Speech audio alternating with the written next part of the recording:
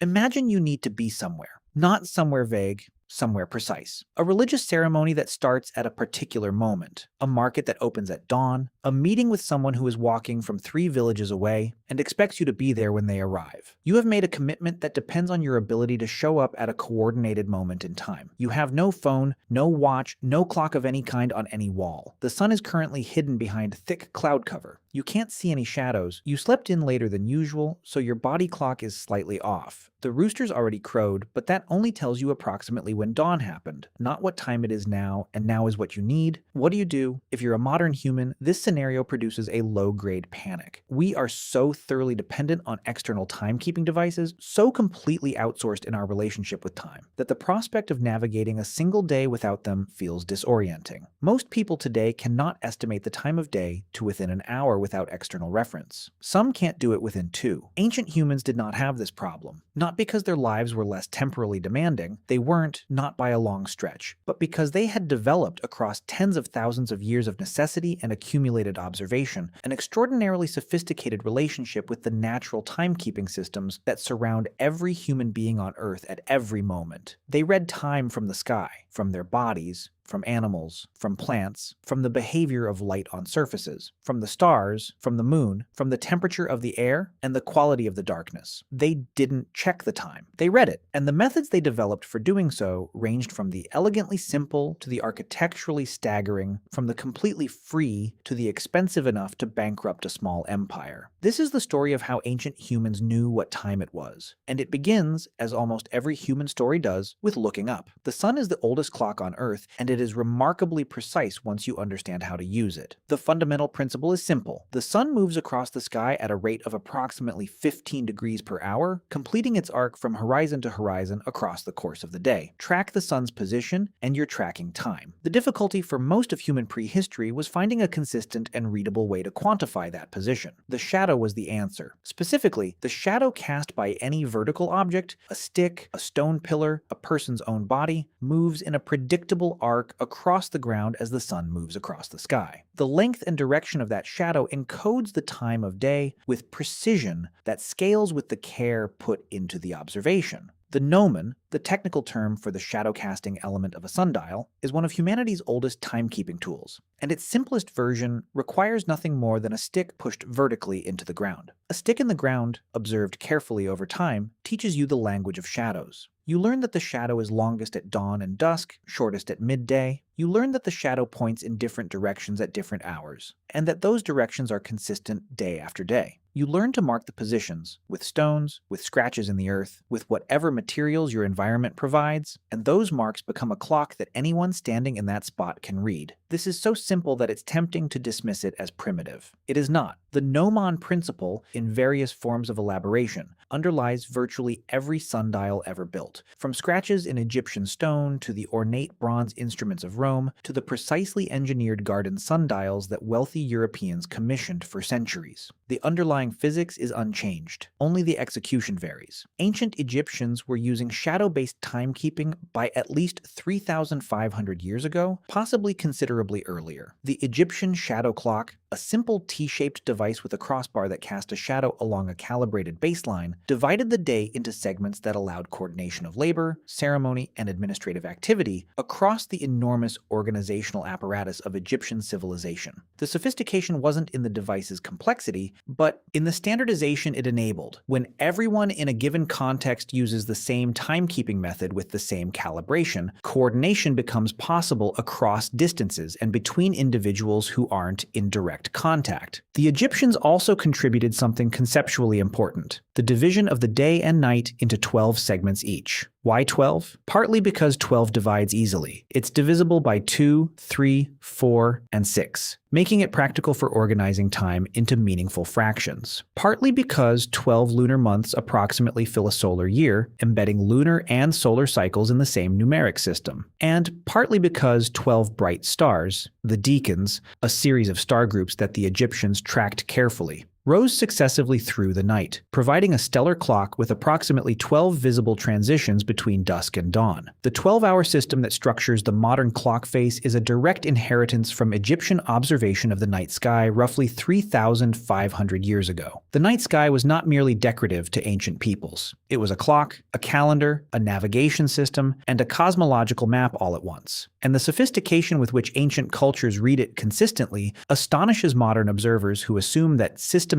astronomical knowledge required telescopes and mathematics in formal notation. It required neither. It required sustained, careful observation across generations, with the results encoded in oral tradition, physical markers, and architectural alignments that preserved the accumulated knowledge in forms that didn't require literacy or formal mathematics to transmit. Star rising and setting times are extraordinarily reliable temporal markers. Particular stars rise at particular positions on the horizon at particular times of night, at particular times of year, and these patterns repeat with a regularity that early observers quickly recognized and learned to exploit. A star that rises just before dawn at a particular time of year signals that time of year with the precision of a calendar. A star that reaches a particular height in the sky at a particular time of night signals that time of night as reliably as any clock. The ancient Egyptian astronomer priests tracked the risings of the decans with this in mind. Each of the 36 star groups in their system rose about 10 days apart, providing a stellar calendar that divided the year into manageable segments while also providing nightly timekeeping through the sequence of their rising through the night hours. This dual function, annual calendar and nightly clock, from the same observation system is a remarkable economy of means. Polynesian navigators, meanwhile, had developed stellar knowledge that served navigation across the Pacific, but also provided temporal orientation of extraordinary precision. Specific stars rising and setting at specific positions provided bearing information, but the full arc of the stellar night also provided a clock that skilled navigators could read with granularity that would impress a modern watchmaker. The knowledge was held in memory, encoded in navigational chants that preserved the information across generations without writing. The Pleiades star cluster deserves particular mention as a timekeeping reference used across cultures that had no contact with each other. The Pleiades rising, setting, and annual behavior provided both seasonal calendar markers and nightly temporal reference across cultures in Mesoamerica, Polynesia, Greece, ancient India, and indigenous cultures across Australia, Africa, and the Americas. When separate civilizations independently converge on the same astronomical reference for timekeeping, that convergence is the universe's way of indicating that the reference is useful, precise, reliable, and universally accessible. The moon provided timekeeping at a different scale. Not hours within a day, but days within a month, with the added value of providing nighttime illumination that allowed activity calibration across the full lunar cycle. The moon's phases are so regular and so visually distinctive that lunar calendars emerged independently in virtually every human culture with agricultural or nomadic coordination requirements. Full moon provided reliable nighttime light for activities that required it: travel, certain agricultural tasks, ceremonial gatherings that couldn't happen in darkness. The predictability of the full moon's timing meant it could serve as a coordination mechanism across large distances without any communication infrastructure. Everybody knows when the full moon is coming, so anybody who agrees to meet at the full moon has established a shared temporal reference that requires no messenger and no synchronization mechanism. The lunation cycle, approximately 29.5 days from new moon to new moon, was one of the earliest units of time measurement used by humans, and evidence for deliberate moon phase tracking appears in bone tallies and other marking systems that predate any formal calendar by tens of thousands of years. The Ishango bone, a baboon fibula from Central Africa dating to roughly 25,000 years ago, and marked with a series of notches that some researchers have interpreted as lunar phase tracking, suggests that systematic moonwatching was a feature of human cognitive life long before anything we'd recognize as civilization. What lunar timekeeping gave ancient humans was not just monthly coordination, but a framework for understanding time as structured and cyclical, repeating patterns that could be anticipated, planned around, and coordinated across communities. The cognitive shift from reactive time, responding to events as they happen, to anticipatory time, knowing when events will occur and preparing in advance, is one of the most significant transitions in human cognitive and social history. The moon may have been its primary instrument. Water entered the timekeeping story through a deceptively simple mechanism. Things take consistent amounts of time to empty or fill. The clepsydra, the water clock, operates on the principle that water flowing through a calibrated aperture at a consistent pressure drops at a consistent rate, and that rate can be used to measure elapsed time with reliability that improves with engineering precision. The oldest confirmed water clock artifacts date to ancient Egypt, with examples from approximately 1400 BCE preserved in the temple complex at Karnak. These were stone vessels with a small hole near the base, calibrated with interior markings that indicated elapsed time as the water level dropped. They were used to divide the night into administrative time segments for ritual purposes. The shadow clock worked during daylight hours, but the clepsydra could operate in darkness, filling the temporal gap that solar observation couldn't cover. Greek engineers took the water clock and elevated it to a level of mechanical sophistication that would not be surpassed in Europe for over a millennium. The Tower of the Winds in Athens, a remarkable octagonal structure built in the 1st century BCE, housed a complex water clock mechanism that drove a display visible to citizens in the agora, providing public time information to an urban population whose coordination needs exceeded what casual solar observation could satisfy. By the way, if you want to go even deeper into the secret lives of ancient humans, I just launched a full course called The Secret Lives of Ancient Humans. 10 modules,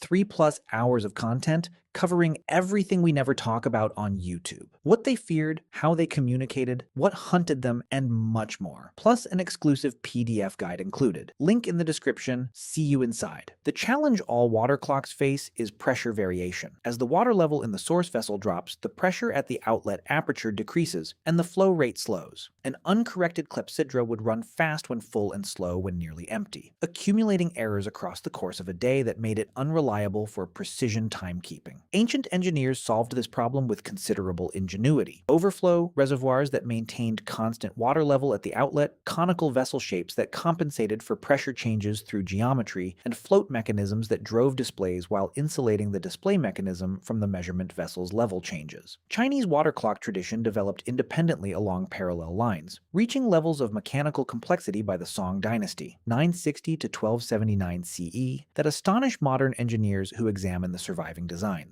The astronomical clock tower of Song, completed in 1088 CE, incorporated an escapement mechanism, a regulated step-by-step release of driving power, that anticipated similar mechanisms in European mechanical clocks by roughly 2 centuries and drove a demonstration armillary sphere as well as bell and drum time signals audible across a significant portion of the city. The body itself is a timekeeping instrument that ancient peoples relied upon more heavily and understood more accurately than most modern humans appreciate. The circadian rhythm, the approximately 24-hour biological clock that regulates sleep, wakefulness, hormone release, body temperature, digestive activity, and dozens of other physiological processes, is not a metaphor. It is a biological mechanism encoded in the molecular machinery of virtually every cell in the human body, calibrated by light exposure and operating with a precision that varies by individual, but generally falls within the range of plus or minus 30 minutes across a 24-hour period for well-entrained individuals.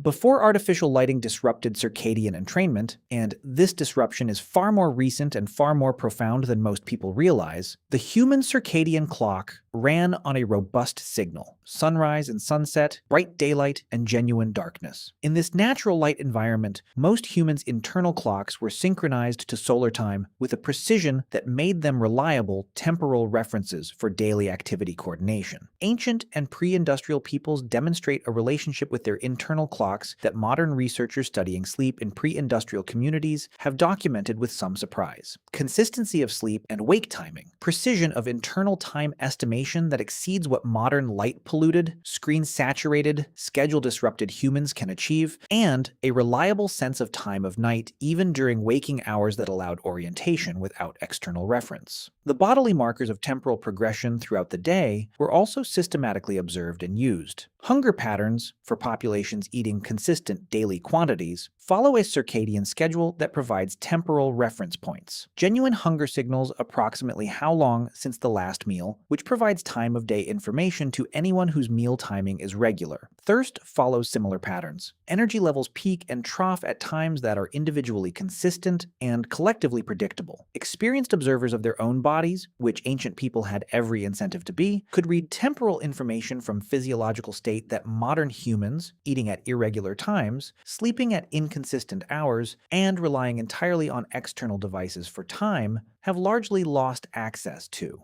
Animals were another temporal reference layer that ancient peoples read with systematic attention. Animal behavior is saturated with temporal information because most animal species have circadian rhythms as robust as, or more robust than humans, and their behavioral expressions of those rhythms are externally observable. Birds are the most widely known natural clock. The dawn chorus, the sequence in which different bird species begin singing as night transitions to morning, is consistent enough across species and locations that experienced observers can estimate time before sunrise by identifying which species are singing. Different birds begin singing at different points in the transition from darkness to dawn, creating a reliable temporal sequence that, once learned, provides resolution down to approximately 15 minutes before the sun has even appeared. Evening bird behavior provides complementary information. Species by species behavioral changes as light fades provide temporal markers across the transition from afternoon to dusk to full darkness. Owls beginning to call, swallows ending their flight activity, starling murmurations assembling before roosting. Each behavioral marker indexes a particular point in the daily light transition with consistency that attentive observers can calibrate and use. Beyond birds, insect activity follows highly consistent temporal patterns calibrated to temperature and light. The onset and cessation of cicada calling, bee activity windows, the appearance of crepuscular insects as light fades, all provide temporal information that experienced observers could read as naturally as a modern commuter reads a departure board. Ancient peoples who lived in sustained relationship with their local ecology weren't just broadly aware of these patterns. They knew them with the precision of people whose lives depended on that knowledge, because their lives frequently did. The architectural achievement of Stonehenge stands as perhaps the most dramatic single example of ancient humans encoding timekeeping precision into permanent physical infrastructure. But it is far from unique in kind, only in fame. Stonehenge's alignment with the midsummer sunrise and midwinter sunset, solar events that mark the year's longest and shortest days, has been established through astronomical analysis, and is almost certainly intentional. The effort required to construct Stonehenge was extraordinary. Stones weighing up to 25 tons transported from quarries up to 200 miles away, engineered to stand upright and support lintels with precision that still impresses structural engineers, arranged in a configuration that required sophisticated understanding of solar movement to plan correctly. Why build something so enormous and so difficult for the purpose of marking 2 days per year? Because those 2 days, the solstices, were the anchor points of an agricultural and ceremonial calendar that organized the entire community's activity across the year. Knowing precisely when the solstice occurred, not approximately, not within a week, but on the exact day, allowed the calibration of planting schedules, ceremonial timing, social coordination across dispersed communities, and the maintenance of the calendar's accuracy over years and decades. Stonehenge is not alone. Newgrange in Ireland, a passage tomb older than Stonehenge, built around 3200 BCE, is aligned so that the winter solstice sunrise illuminates its inner chamber through a precisely engineered roof box above the entrance. Once a year, for approximately 17 minutes around midwinter sunrise, a shaft of light penetrates the passage and illuminates the chamber's interior. The engineering precision required to achieve this alignment in a structure built from massive stones without metal tools or optical instruments is remarkable, and it required both deep astronomical knowledge and serious engineering capability. Similar solar and lunar alignments appear in ancient structures across the Americas, in Mesoamerican pyramid complexes, in Chaco Canyon's great houses in the American Southwest, in the cairns and stone circles of Northern Europe, in ancient Indian temple alignments. The pattern is global. Wherever humans built permanent structures with sufficient surplus labor to invest in monumental architecture, they frequently encoded astronomical alignments that transformed the built environment into a permanent timekeeping and calendar instrument. The sand timer, better known in its Western European form as the hourglass, represents a different timekeeping approach from the clepsydra, but operates on the same principle: controlled flow of a substance through a calibrated aperture. sand, or fine-ground eggshell or metal powder in more precise versions, flows from upper to lower chamber at a rate determined by aperture size and material granularity. The elapsed time for complete drainage is fixed by those parameters and repeatable with reasonable consistency. Hourglasses appear in European sources from the medieval period, but the principle of sand flow timing is likely older, and versions of it appear in various cultural contexts. Their advantage over water clocks is portability and immunity to freezing,